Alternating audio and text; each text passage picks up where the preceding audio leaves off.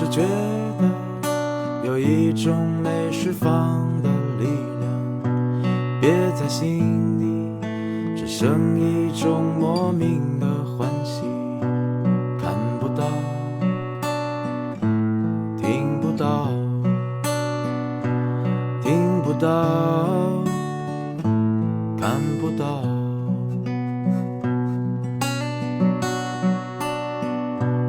头顶上已是如云密布的天气，我等待一场大雨淋湿我的身体。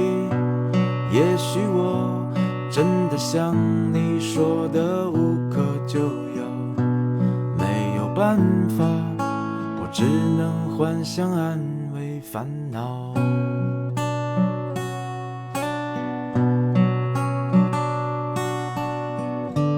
我的大脑，它在胡思乱想琢磨什么，没有欲望，也没有一个明确方向，像是在飞，醉得我都不知自己是谁。行走的双腿，像是拖着一个重重傀儡。